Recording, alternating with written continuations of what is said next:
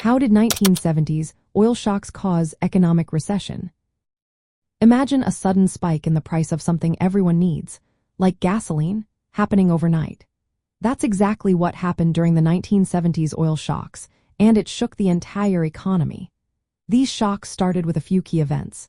In 1973, Arab countries, mainly members of the Organization of Petroleum Exporting Countries, decided to cut oil exports. They did this in response to Western countries supporting Israel during the Yom Kippur War. The price of a barrel of oil jumped from about $1.80 to over $11 by the end of 1973. That's a huge increase, especially considering inflation. Then in 1979, after the Iranian Revolution, oil supplies dropped again, pushing prices even higher. These disruptions meant less oil was available, and what was available cost a lot more. The impact was felt everywhere. Oil is used in manufacturing, transportation, heating, and even agriculture. When oil prices rise sharply, costs for all these industries go up. Companies had to pay more for fuel and raw materials, so they raised prices on goods and services. Consumers, meanwhile, saw higher prices at the grocery store, gas station, and for heating their homes. Wages didn't keep pace, so people had less real income to spend.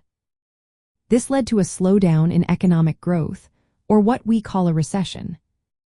One strange thing about this period was what economists call stagflation. Usually when the economy slows down, inflation drops, and when inflation rises, the economy grows. But during the 1970s, both high inflation and high unemployment happened at the same time. This made it very hard for policymakers to fix the problem. Governments tried to control prices and ration gasoline, but these measures often made shortages worse. People waited in long lines at gas stations, which hurt consumer confidence and spending even more. The oil shocks also made countries rethink their energy policies. Many looked for ways to use less oil and find alternative energy sources. It was a wake-up call about how dependent the world had become on foreign oil. The crisis led to the creation of organizations like the International Energy Agency, which helps coordinate responses to future supply disruptions. So, in simple terms, the 1970s oil shocks caused economic recessions by making energy more expensive and harder to get. This pushed up costs for businesses, slowed down growth, and increased unemployment.